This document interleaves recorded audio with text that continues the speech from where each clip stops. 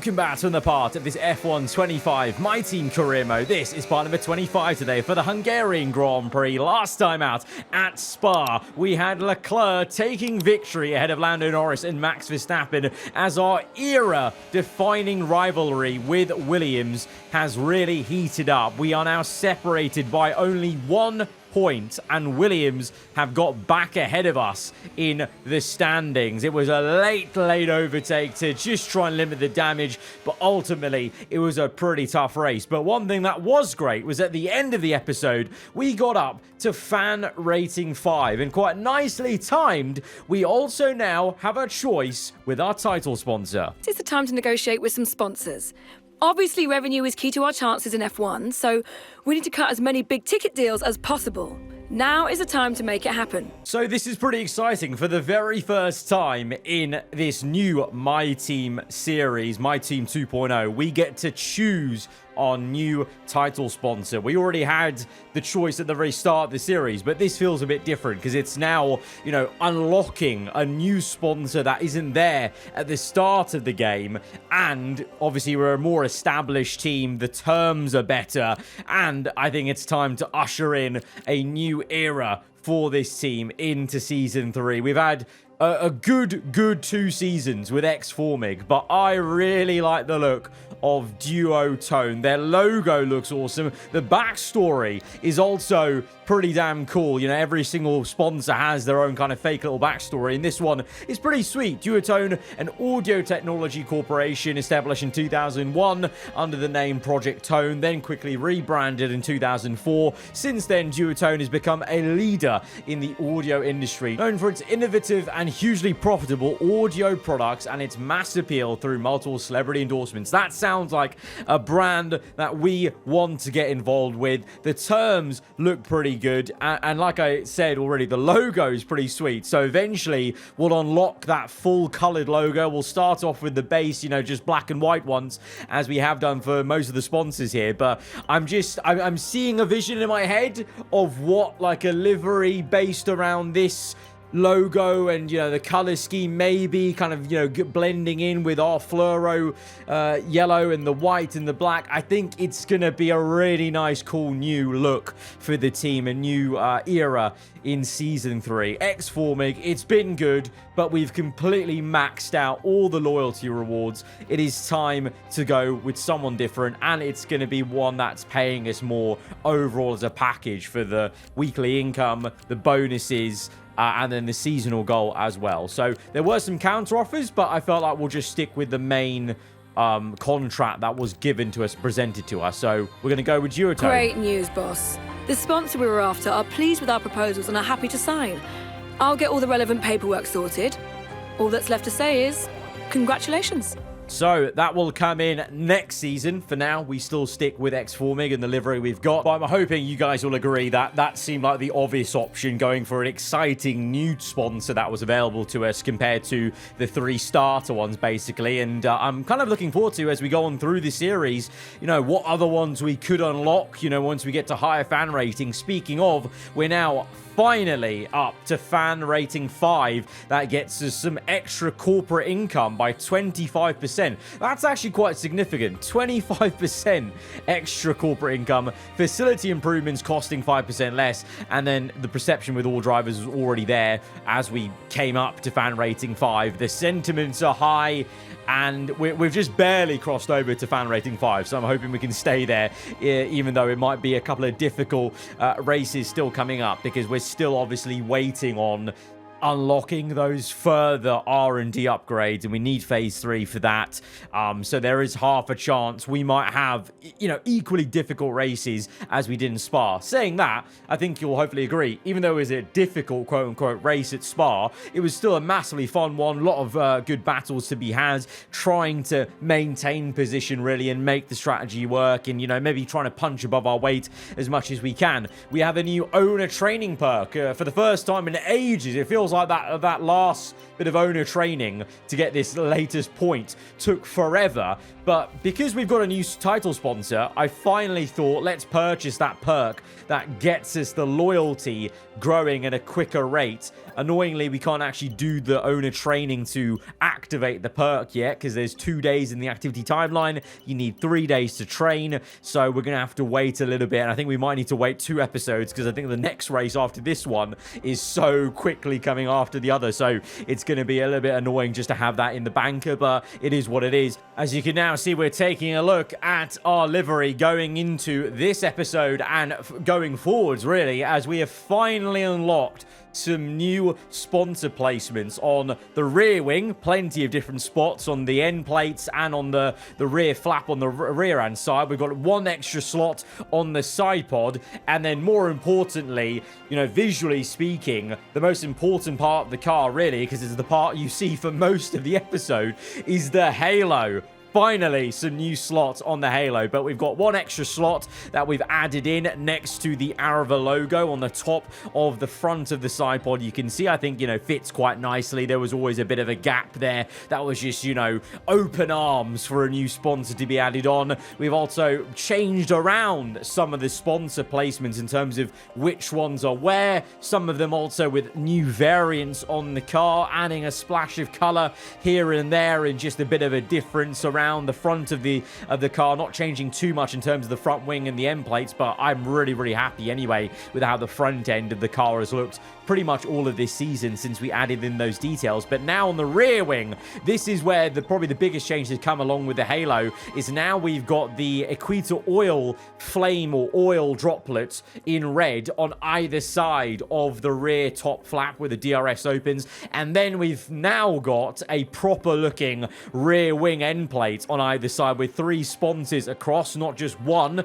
which always looked a little bit awkward. And then look at this, now we've got 2 sponsor slots on the inside of the halo, and now slots to put sponsors either side of Slingshot and X4 MiG. And so it's finally looking like a real life sort of, you know, car. You know how they have multiple sponsors kind of, you know, segmented around the halo, either mirrored or, you know, sometimes odd one outs. Like Ferrari like to do. But for me, I think I love the kind of mirroring effect of the two, especially with the logo we've chosen with the wings. And we've also chosen to swap out the wing mirror sponsor finally for a bit of a change. But very good development for me. That was honestly the bigger part of getting fan rating 5 compared to like the corporate income and whatever. But having those, you know, sponsor slots just it finally makes it look like a proper good looking car. I mean, it already was, as I've said many times, very happy with the decal editor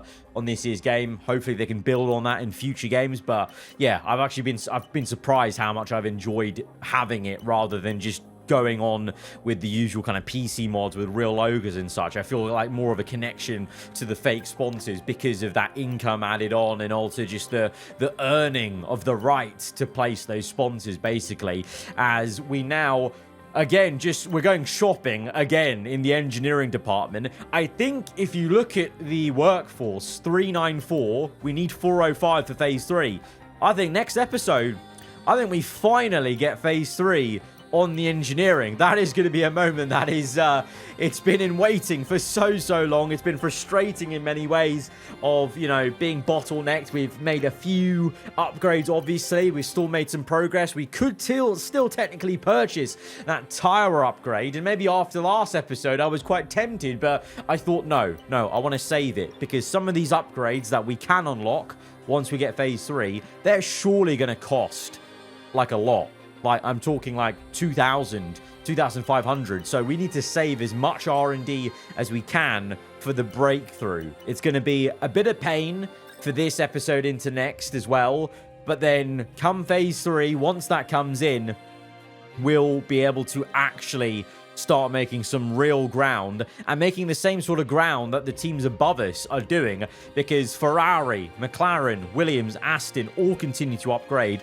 And this is crazy now. This is as close as it has ever been on this F1 grid. You've got, what, 2 teams, and then you've got 4 teams chasing them. So you've got 6 teams so close together on the R&D chart. Then a little bit of a gap to me, the same sort of gap down to Alpine and Haas, and then similar to VCarb, and then Audi or Kick Sauber absolutely nowhere in this season. A little bit unfortunate in 2026. Audi, being, the Kick Sauber team rebranding as Audi, but they have just been horrid. They've just got clearly no money to spend and no R&D to spend. Maybe at some point a driver transfer, like a cool driver transfer, could change that team's fortunes. I hope it could, because I think sometimes with these smaller teams, they just need one great driver that motivates them and pushes them to do better. And we've seen that in previous F1 games. That's been a big catalyst for some of these F1 teams through multiple seasons of career mode. But we go into now the Hungarian Grand Prix with slight progress, but other teams progressing even more. So it's going to be more of the same from Spa. It's a case of what can we do with the tools at our disposal, and just having to accept the situation where we are now. But that doesn't mean we're going to give up. We're not going to go down without a fight. Let's go into the Hungarian Grand Prix driving as Jenson Button. No pit stops, no strategy. It's all about the pace today. Qualifying day here at the Hungaroring for the Hungarian Grand Prix. Now, I would get pretty excited about coming to the Hungaroring for the first time, I might add, on F1 25 inside of my team, as we didn't have the Hungaroring on the calendar in the first season. I would be excited, kind of maybe talking a little, talking up our chances around here, because we've actually gone really well around Hungary in recent F1 games personally. And then obviously Jenson Button, he's had his fair share of good races at Hungary, his first ever Formula 1 race win. And then in the same 2011 season, it was a wet weather win in Canada. It was another wet weather, changeable conditions, great win at the Hungarian Grand Prix in that same year. And we, look what we did in this season too at Canada. I would hope to emulate the same sort of thing here, but we just don't have the car anymore to perform like that. I'm not even sure if we could make it through into Q3. That's honestly how much these guys are now upgrading. Those final few upgrades for McLaren, Ferrari, Williams, Aston. They're so close to Merc and Red Bull now. That's 6 teams, that's 12 cars that should be there in the top 12. If we manage to break into that, we've done a very good job. We have been doing a great job thus far, but it feels like off the back of Spa, the screw has been turned just that little bit more by the teams ahead of us. And they're really trying to push us out of the picture. They've had enough of us annoying them. And honestly, it may be a case of we have to sit down and take our medicine in that regard until we bring upgrades to this car. But we'll try. We'll push hard. P11 on that first lap. So we need to find a bit of time to get through into the top 10. I think Tramnitz has set a pretty damn decent time so far. I think he's actually in the top 10 as well. So that motivated me. If our F3 driver can get into the top 10 with this car, so can we. Let's go for it. Crossing the line. It's a purple middle sector, green either side, and we just about squeeze it. What on earth is Tim doing though? Tim Tramnitz, P4, 3/10 off P1, which, by the way, P1 is Sonoda in the Williams, so that's brilliant. Our era-defining rivalry. I feel like it's about to become an era-defining slap-up by the Williams outfit, because they're just unreal. They really are. And we've actually managed to knock out some big names. Russell, Verstappen, Antonelli as well. Big shocks there for Russell and Verstappen especially, as obviously Verstappen and Russell, 2 of the protagonists in the Drivers' Championship fight. Both of them in top cars, but just showing you on this year's game, like in real-life Formula 1, qualifying, nothing's guaranteed. The grid is so close. Forget the R&D chart. Just in general terms, relative to previous F1 years, the grid is so close anyways that you just can never count on anything going the way you think it will.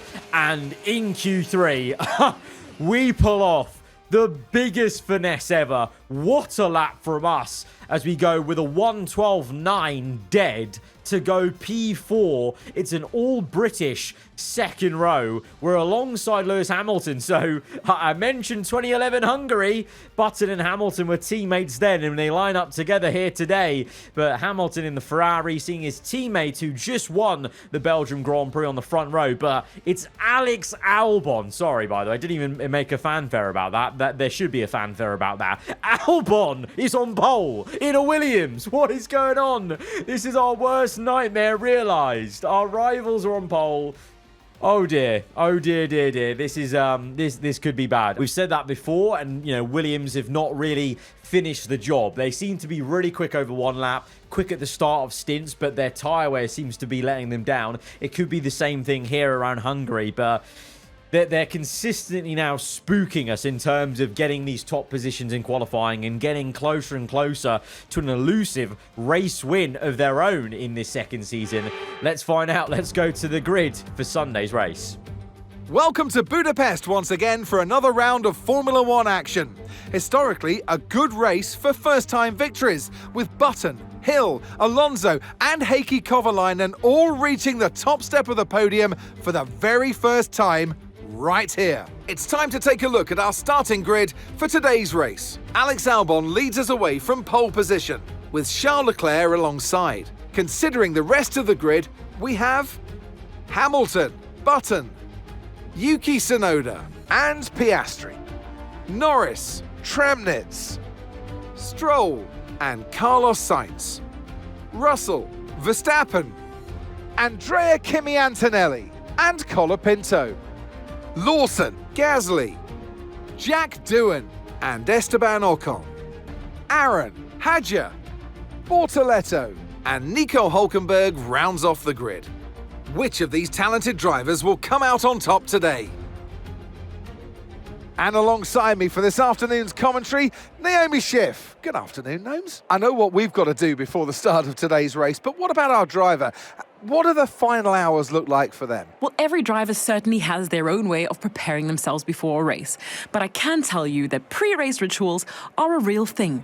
When I was in go-karting, I used to touch every wheel in a specific sequence before I got into the kart. And then I stepped up to cars and had a specific set of fireproof base layers just for race day. So watch the drivers when they're on the grid. Some may be sitting on the floor and isolating, others may be up to other things that they do. But these little things really help their minds get ready for the race.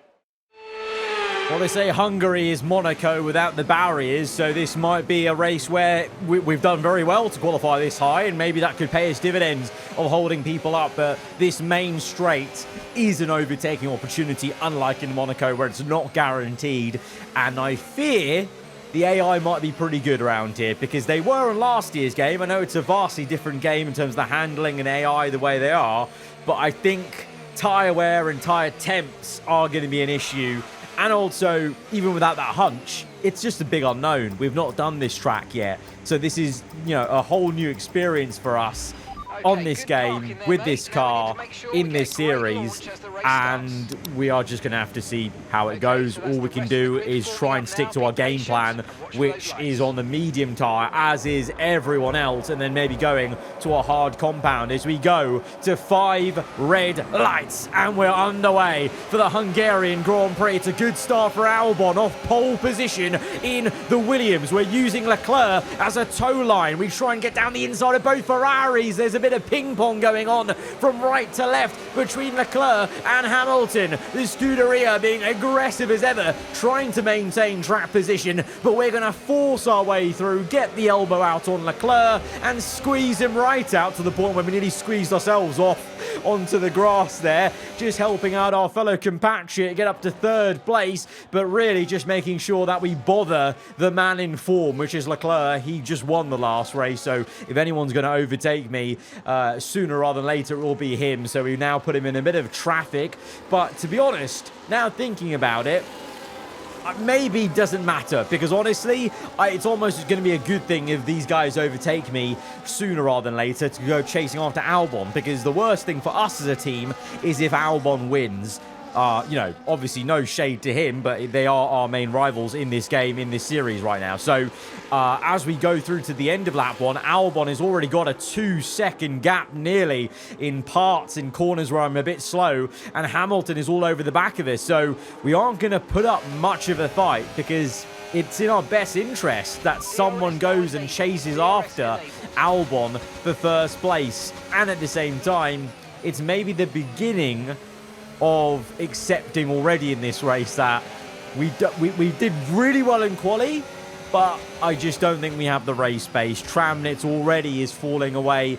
I've seen on the mini-map in the racing order, it's only a matter of time until he's overtaken by every car that is ahead of us in the R&D chart. And as we go through the end of lap 2, we've got Piastri right up our gearbox in the Red Bull. We try to deploy a bit of battery to defend him. We've got DRS even, but he still outdid us. And into the exit, well, we just get crossed up with the oversteer, a little bit too much wheel spin, and Piastri gets us on the exit. That was my fault, my mistake, as on lap 4 now, Albon leads. The gap is still 1.8 though, so Hamilton in clean air is not catching the Williams. That is a worry for us, as, oh no, oh, the biggest commentator's curse you've ever seen, and it's gone in our favour. I'm sorry, Williams, but get in there.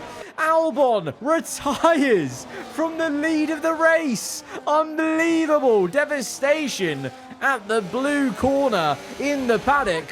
But, I mean, that's great news for us, but that is so painful. So painful for Williams. And to be fair, they get the revenge as Tsunoda overtakes me with ease for P3. So Williams may not be on for a race win anymore, but they could be on for a podium very much still. But it's now Hamilton and Piastri close together, maybe vying for the race lead as we try our best to defend Leclerc. You know, Norris waltzed past us, but we actually had a little bit of pace in the tank into turn 1 to come back at Leclerc. But then on lap 7, he's now a lot closer. He's got even more speed. And you see, I'm deploying battery pretty much that entire time. And yet the Ferrari completely gets us. The McLaren nearly gets us. We are able to defend Lando Norris, but for what? For what? For how long is it going to last? As, now we make a mistake again there. The rear end steps out. This has not been a clean and cheerful Hungarian Grand Prix in terms of some of these errors we're making. Totally unforced, really, as now Carlos Sainz, Carlos Sainz gives us a bit of a love tap there as he makes it known his frustration of not following Lando through on that overtake. And Sainz will come at us now, lap 10, and we're going to try and repay the favour a bit and be a bit aggressive to try and re-overtake him as we get a tyre on the grass. We try and go on the outside of Sainz, the lead Mercedes right now, but really, in reality, Merc will want Russell to make the overtake on both of us sooner rather than later. We're going to squeeze out Sainz and live for another day, but it's going to be really short-lived, really short-lived, because lap 11... and Sainz will come knocking on the door now with so much speed, and he's fully past us. At that point, the overtake is done, and we're down to P7 now. So we are losing places every other lap. And it's not like I'm not trying to defend. I'm deploying battery in some of these cases, but they just have so much pace at the last corner. And that's not all just the AI acceleration, by the way. That is also just partly because our car doesn't have that sort of downforce on it, you know? So it's just a case of we need more performance in the car, as well as this maybe being a good track for the AI. As Russell and Verstappen now look to recover, and our left rear tyre is shot. That is probably why we're losing pace of the AI. I mentioned it before, I just had a hunch that Hungary is going to be a tyre muncher, a real difficulty on the tyre temps, as now we watch Russell and Verstappen have a squabble into turn 1. Verstappen goes the long way round. This is crucial. Verstappen trying to chase down Russell in the Drivers' Championship, and he's been on some fine form, and he's now got ahead of Russell as we come in on lap 13 a lot earlier than scheduled because my tyres were awful. Orange icon, And now the irony is I was wishing we had that tyre upgrade. Not that it would have mattered, actually, because there was only 2 days till this Grand Prix. So the tyre wear upgrade wouldn't have even come in for this race. Oh, great. Now we've got a... Oh, great. We've got a pit stop issue as well on the rear left. This is... definitely a more difficult race than we were hoping for sure. Tyre wear, pit stop issues, and just general lack of downforce maybe at the final corner. We're now onto a set of hard tyres that I'm hoping will have a bit more pace. And, you know, because we've come in a lot earlier, maybe there's going to be quite a hefty undercut that might help us out in terms of track position. But we are trying to drive our heart out with this car. And we're basically already hitting the limit. Like, we have hit the limit as we go around the outside for a pretty satisfying overtake on Paul Aaron here in the V car, to be fair. Probably one of the more satisfying moments in the race so far for us, as we now do jump back ahead of Norris and Russell. Not quite on Leclerc, but that's pretty good, you know. The McLaren was quite a ways down the road, and the same for Russell. So the undercut there has been pretty significant.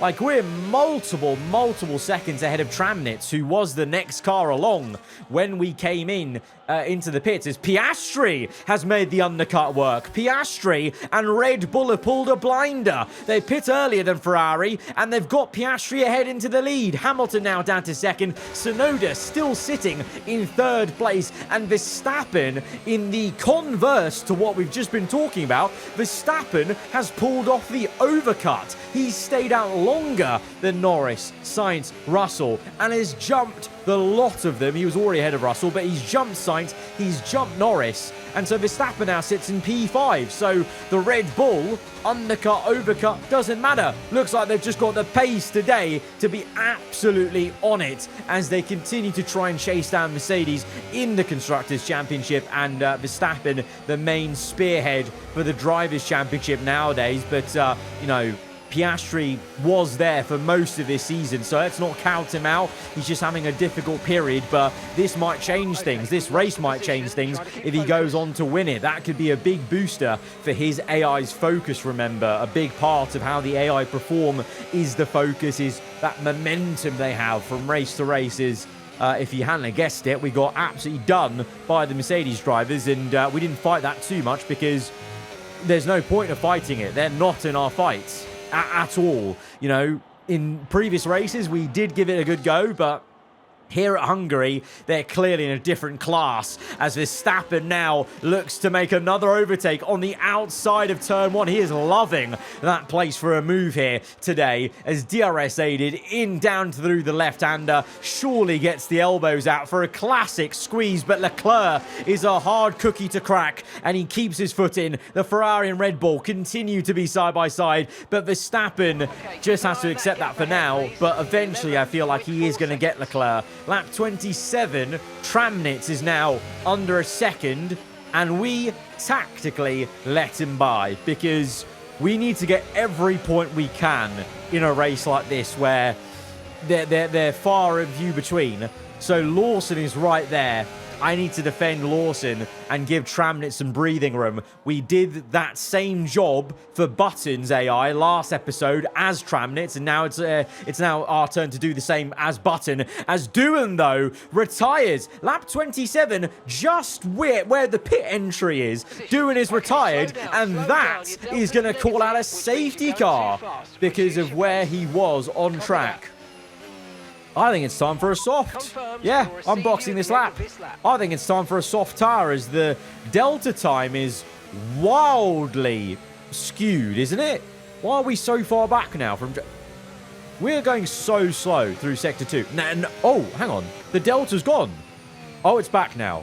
The delta came back. Did you see that, though? For a second, it had... Oh, the delta's gone again.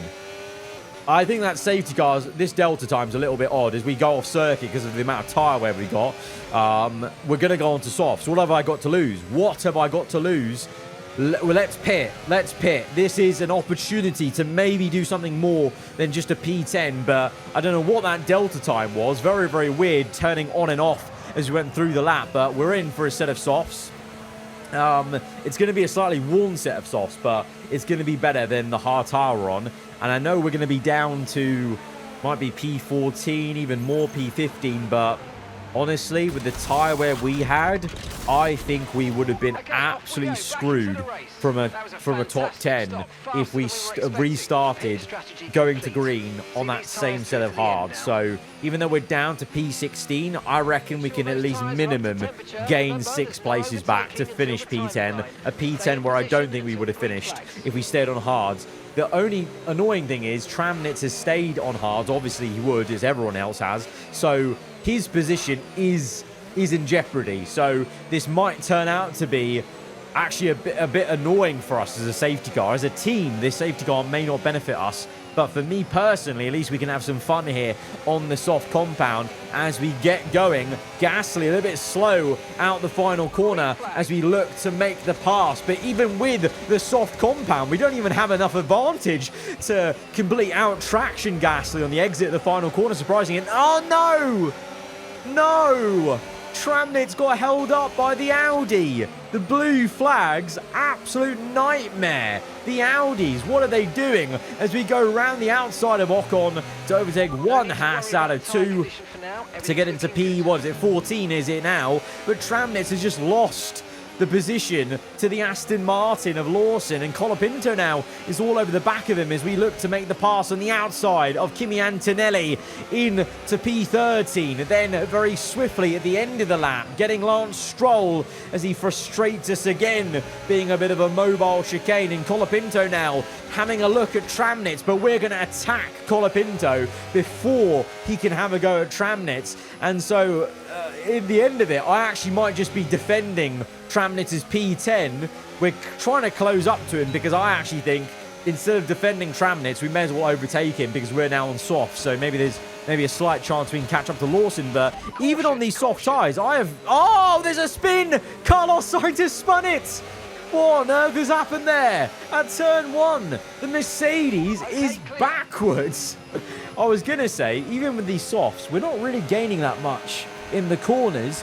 This is a replay, so Lawson was right behind Carlos Sainz, and well, he simply span. That pretty much sums it up. Is on to the last lap of the Grand Prix. Lando Norris diving it back down the inside of Verstappen. Is the Dutchman facing a little bit of late tyre wear after some heroics to recover from outside the top 10. He's been overtaken on the last lap by the McLaren. He's down to P6, whereas his teammate leads the way. As this is Colapinto versus Tramnitz, and the Aston may just get round the outside. It's a great overtake from Franco. He's up to P10, so it's not going to be double points. And that's the unfortunate thing with the safety car. But can we do anything to close up to Lawson? As it's going to be Yuki Tsunoda getting Williams a podium here today after Albon retired from the lead of this race. Heartbreak for Williams on one hand, and the other, it's a great job by their newer driver, Yuki Tsunoda. But this man, the man who replaced Yuki at Red Bull, is going to go back to winning ways. He's had a few wobbly races since the crash with Russell in Austria, but he's come back on fine form. Oscar Piastri is going to win again in the Red Bull here in Season 2 as we get so close to Lawson, but our tyres are heating up even worse on the softs than they were on the hards, and that's game over for us. It's only P9. Oh, that was a tough one. That was tougher than Spa, even though we kind of finished in the same position, didn't we? But it seemed a lot tougher. Real difficulty on the tyres today, but I think that was just the name of the game. Clearly others were also struggling at the very end. It is what it is. It's a scrappy 2 points. Oscar Piastri, take a bow. What a performance. What a win. It's not every day that we get to see such incredible wheel-to-wheel racing. Next time, they might consider making it easier for themselves, but today, we absolutely loved all the action that we got to see out there. What a day it's been for Formula One, and what a day it's been for these 3 drivers. Time for the podium celebrations. Time for our drivers to celebrate. They give out trophies for the winners. Today, they're Oscars. Your winner today, Oscar Piastri. So what this means for the Drivers' Championship then is Russell still leads, but it's 5 points back to Piastri and Leclerc, level on points, and then Verstappen is 9 points off in P4. So the top 4 separated by 9 points. Things are going to only get closer, I think, with the resurgence of Red Bull, but Merck showing a little bit of pace there with the recovery that Russell was doing, but Sainz then equally spinning it. Ferrari obviously won the last race, so where are they going to be? Are they going to kind of be a random spanner in the works versus the two main teams for the constructors fight of Merc and Red Bull up there, and obviously Leclerc individually is in the drivers fight, and then for us, well, Williams with that podium now really do get ahead of us. Is there a point where we can fight back? I don't know. But for now, guys, if you have enjoyed this one, hit the like button. Let me know what you thought in the comments below. And if you're around here, then do get subscribed for weekly Formula 1 content. I'll see you guys next time. Goodbye.